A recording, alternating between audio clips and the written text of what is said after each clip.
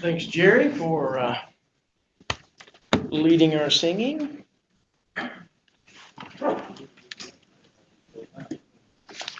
We are blessed to have talented folks in our congregation, and it's feel great.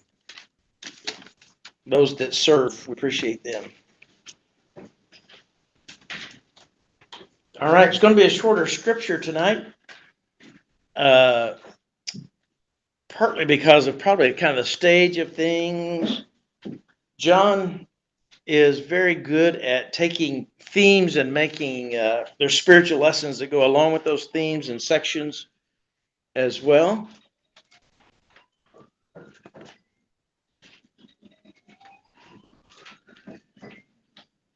Who's playing Tiddlywinks? All right. A couple of corrections I need to make, or at least not. Don't think you're confused, okay? It's just me. On the second page, I always talk about who the people are in the section, as well as the location, and kind of the teaching points and the application. Partly because it sometimes just really helps to figure out the who, what, when, and where of something, just the factual side of things, and then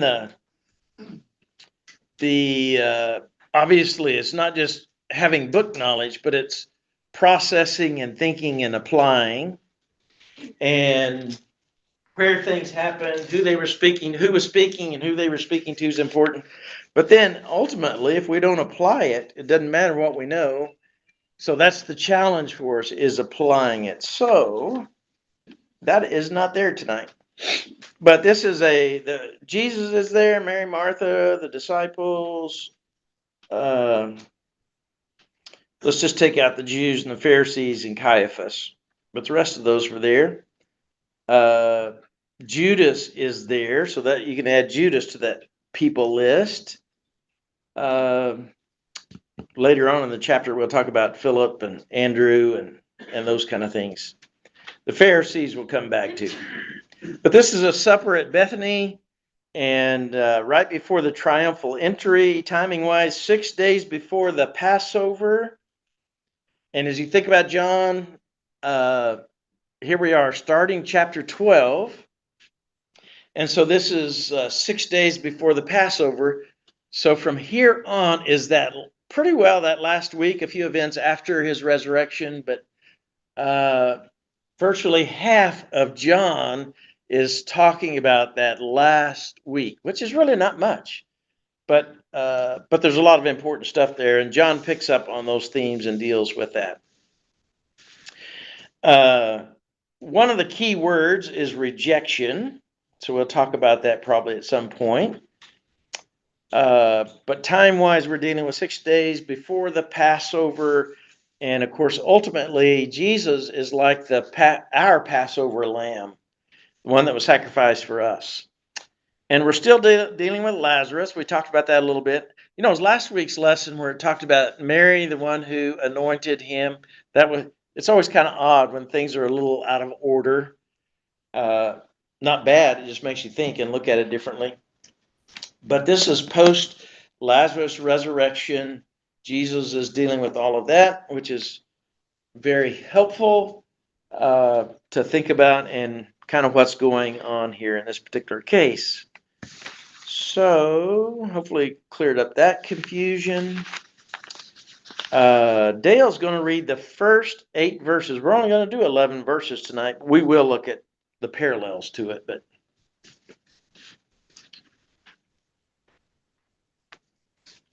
6 days before the Passover, Jesus arrived at Bethany, where Lazarus lived, whom Jesus had raised from the dead.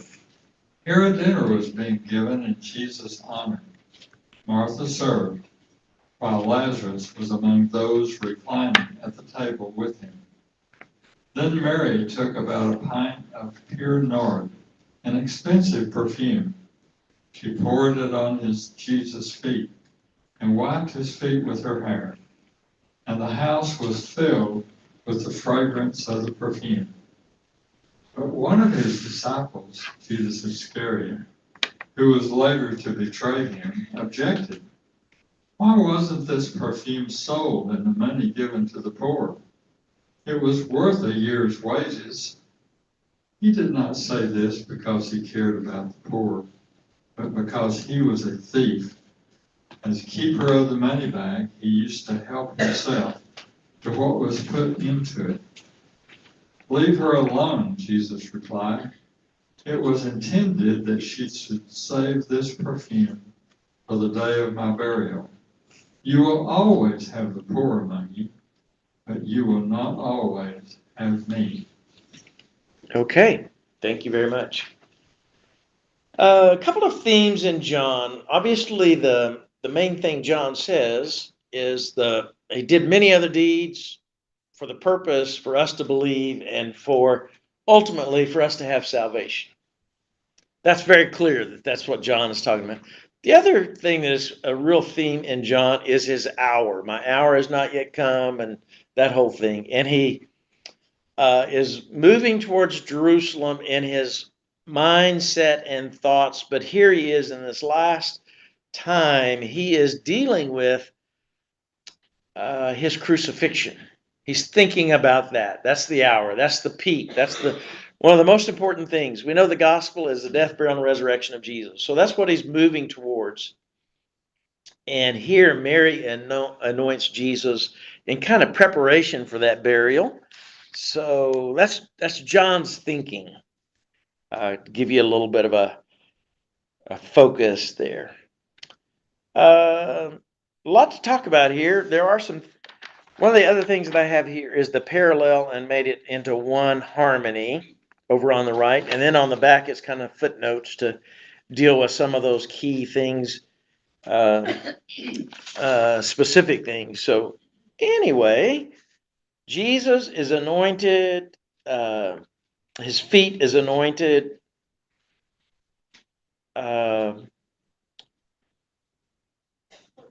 Feet were kind of weird back then, weren't they? They were a really big deal. I'm glad we have shoes now, socks and shoes.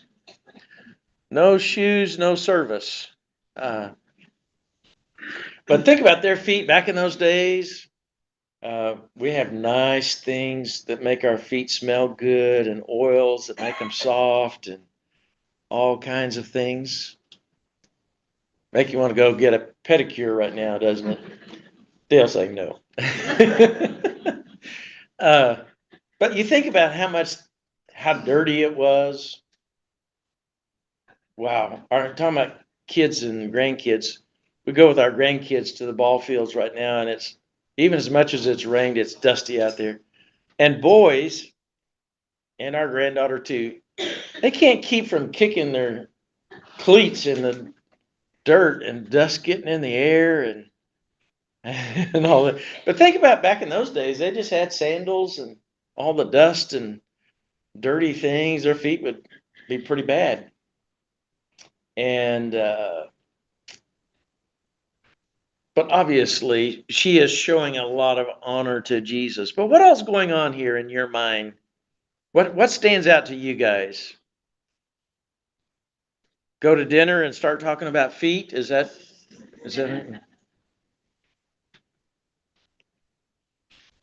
This is Mary, the brother of Martha and Lazarus, who seems to be hosting this. And you ladies in ladies class, I know you guys talk about Mary and Martha and different things, depending on your personality, which one of those you like, I know. But yes. I think it's interesting that they're giving a dinner in Jesus' honor. Yeah. And no doubt a dinner of thankfulness for him raising Lazarus from the dead. Right. Yeah, a great response. Being very thankful for what Jesus did, and a lot of celebration, and a lot of excitement, and a lot of good things, especially to kick off this last week of Jesus' life. A real focus there. I'm sure Lazarus was in a really good mood. Although maybe he wasn't. Maybe he thought, Jesus, you could just left me dead so I could go on. But he does come back and has a new appreciation for life.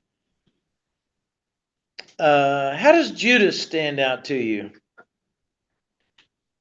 He's worried about money again. Yeah. Anybody in any of your families that just everything's about money?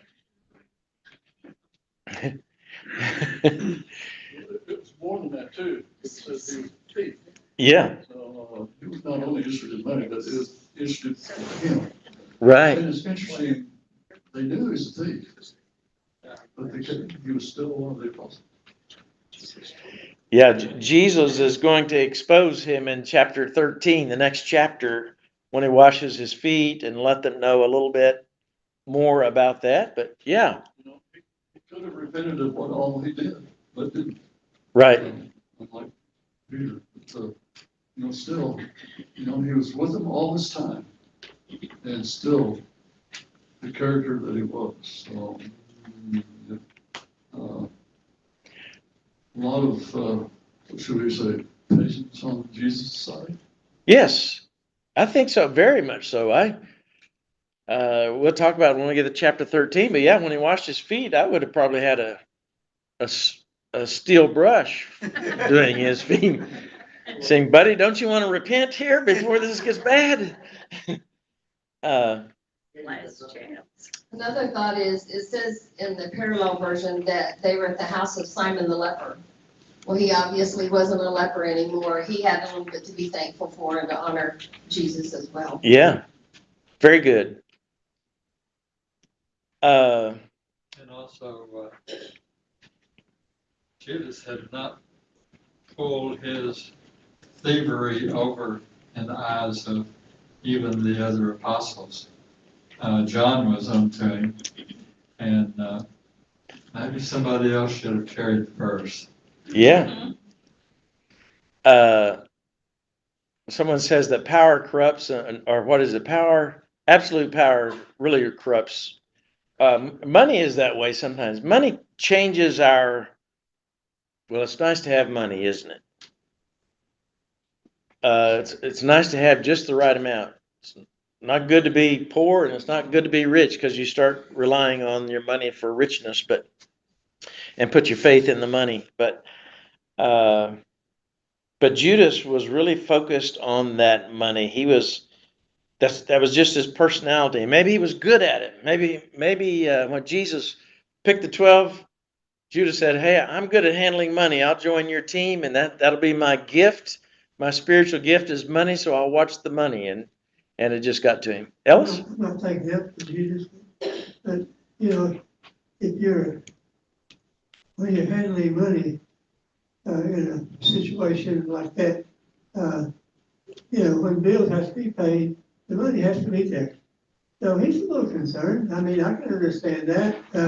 But the thing about it is we begin to realize that money's our God rather than depending on Jesus for help. And that's one of the things I think he must have missed is that, no matter what, if whatever was needed, Jesus was supplied in our life and in this right here. So Mm-hmm. we just need to depend on him.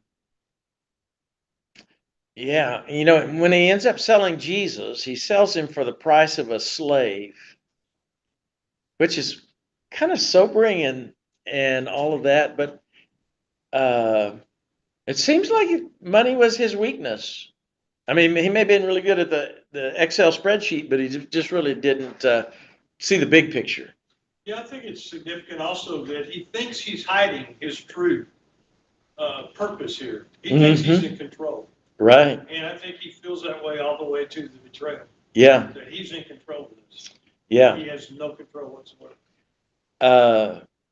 Yeah, and like most addictions or sins or habits, we fool ourselves into thinking, Right. I'm still in control, but eventually it kind of gets us. It takes our heart, our focus on it so much that it absorbs us, it consumes us, and we get into a lot of issues. The flip side of it is here's a lady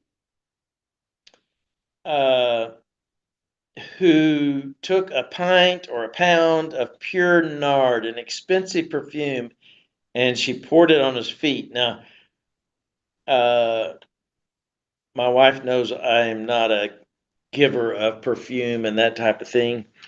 I wouldn't know whether something was expensive or not, but Yes, you would. yes, I would. Okay. But think about this. I mean, 300 denarii was what translations would say. A denarii being about a day's wages. So we're dealing with pretty close to a year's worth, and that's how the NIV will translate it, as a year's wages. So, I read one place that this would be equally worth between $15,000 to $20,000 in, in the coinage of 20 years ago. yeah. Yeah, very, probably a good word. Expensive, huh? Expensive perfume. That's, and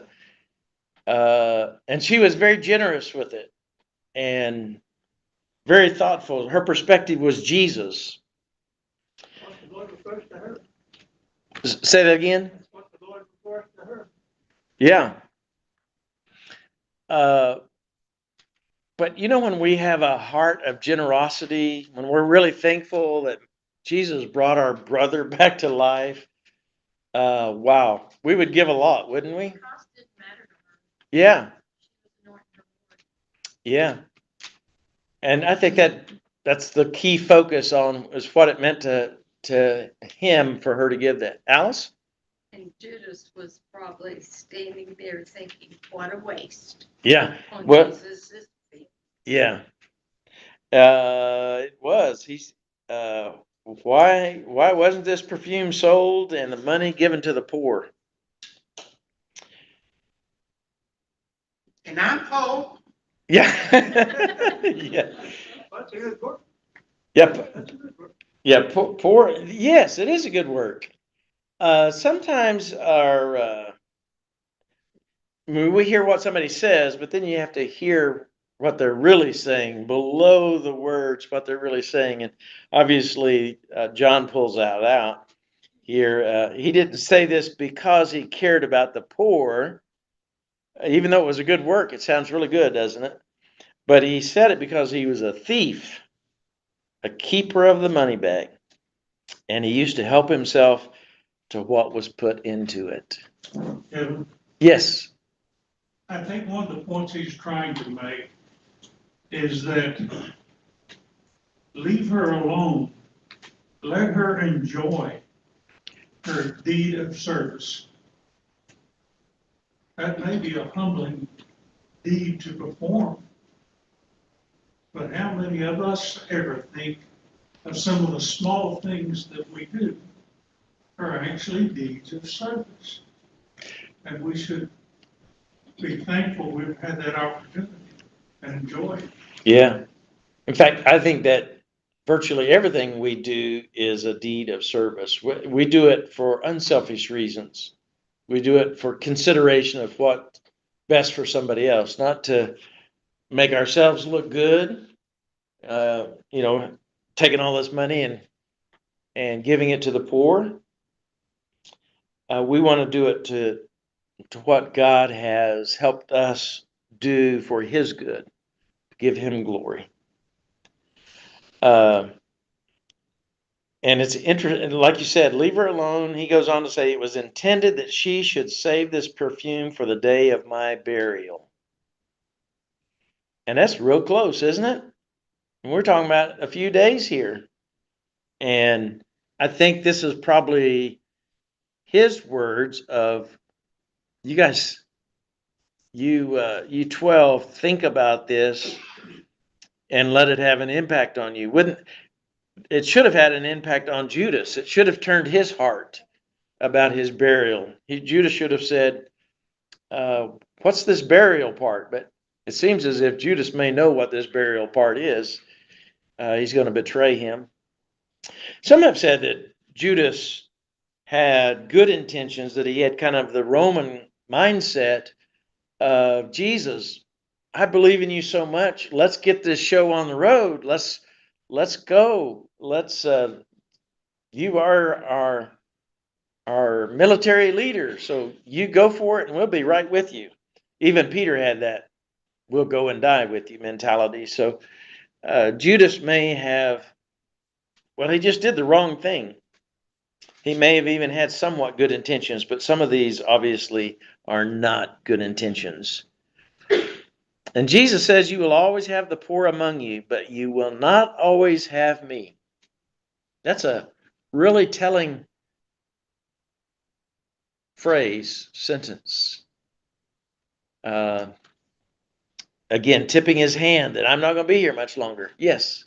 Back to Judas, he kind of puzzles me a little bit because didn't you get the feeling through what when you said, I have no place to lay my head, and that there wasn't a lot of money coming through that box, that they're, and taking care of everybody and feeding everybody. So why was Judas still there if he was about the money? That puzzles me. That I'd like to believe there was a part of him that did believe, and like you said, he just couldn't help himself. He was kind of, I don't know. It's just kind of puzzling to me why he was still there if he was about the money. Mm-hmm. Yes, Harley. That attitude kind of reminds me of my younger brother. His attitude was that the lack of money is the root of all evil. Yeah. Yeah, I'm kind of glad that God put me where I am, because I think it's real easy to be, like Proverbs says, if you're poor, you might be tempted to steal, and if you're rich, you're certainly put your trust in something else. But Judas, here's the thing for us probably to all remember, no matter what our struggle is we need the body. We need other people. We need other friends. We need other people to tell us, and we need to listen to them. Judas obviously had not talked to these other 12, and here they've spent 3 years. They should be the best of friends, and they should have been able to just say, hey, I need to confess my sins here, or I need help. Help me through this. Help me see what I'm missing. And most of all, Jesus. He should have listened to Jesus. Well, it's interesting that a few days later, when Jesus said one of you is going to be betraying, nobody automatically assumed it was going to be Judas. Right. Yeah, it wasn't like it was super obvious. Richard. No, I was looking, this isn't in the Bible, okay? Uh-huh. But no, I'm looking at this nard and I'm thinking about, this is tempting the Jews. We read further in the chapter that, the Jews are going over to Jesus. Well, it's not that the Jewish leaders wanted people to follow them, they wanted the money.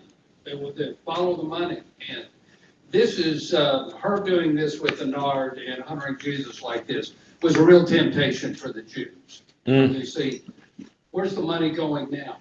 And it tempted them. It was part of the motivation to ensure that they carried out prophecy and that Christ died. Yeah. It's kind of like last week where the Caiaphas said it'd be better for one man to die than us to lose everything, lose our place, which I did a lot of looking at that word place. It's very interesting. It's translated a lot of different ways. Somewhat implied position, but also physical things. So, Joe. What is nard? What is nard? Well, let's nard your business.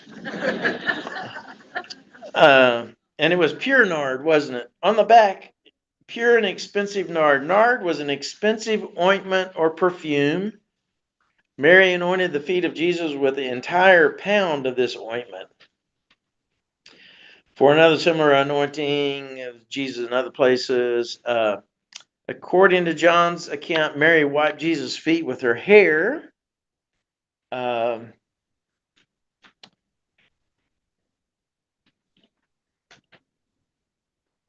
Yeah, what is nard? It's not lard, is it? Yes. According to my footnote in my Bible, it says it's the name of both the plant and the fragrant oil it yielded. So it came from a plant, according to this. Okay. Mine says an Indian plant. An Indian plant. India. Okay. Yeah, and maybe if that's true, it was imported and a little bit different. You know, there in some ways they used it for like we would think of as gold. You know, if you have gold bars, they're worth. I mean, yeah. And perfume was traded that way, so a lot of kind of an investment for some people.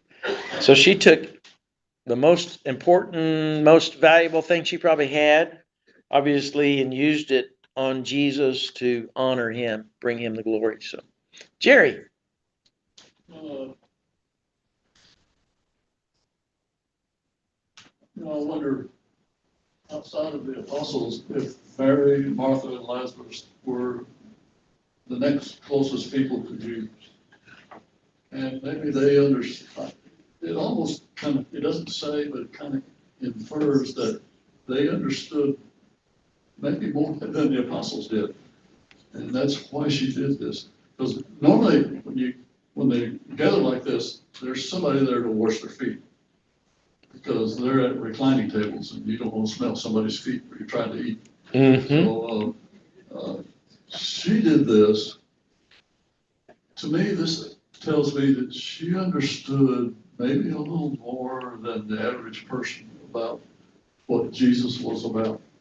It doesn't say that, but it kind of infers because of what she did. Right. And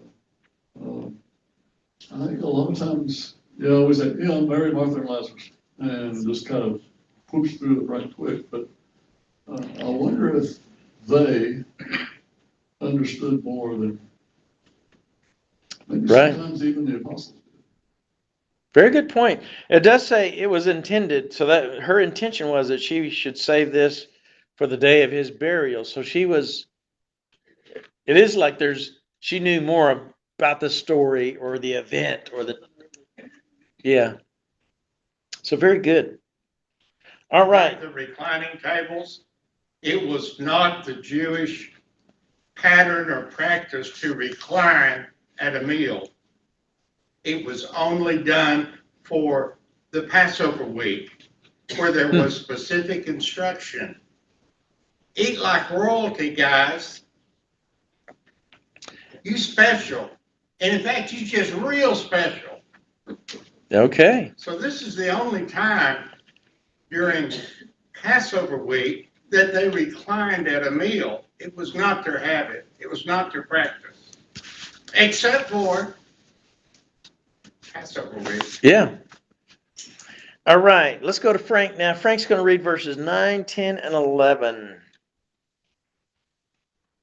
Now, a great many of the Jews knew that he was there, and they came not for Jesus' sake only, but that they might also see Lazarus, whom he had raised from the dead. But the chief priests plotted to put Lazarus to death also, because on account of him, many of the Jews went away and believed in Jesus. Yeah, rightfully so. They were becoming believers because of the miracles, the things that Jesus did. It makes you think, though. They had this plan once before, and they're still going to try to kill him, even though Jesus raised him from death. So it makes you wonder what they were thinking. But obviously, the common person, many people, many of the Jews were going over to Jesus and believing in him, which is what John wants us to see from Jesus' ministry. At the time that he raised Lazarus, there were several Jews there because, they're the ones that said, hey, this guy could heal a blind man. Couldn't he save him from death? And then they see this resurrection and they're going to be silent about it? No way. I mean, you see something like that, you're going to tell anybody you can tell. Mm-hmm. So the word spread. I'm sure the word spread pretty quickly. Right. Well, exciting stuff, and this is the turning point of if you were watching a movie, this is the point that things really are turning toward Jesus' death.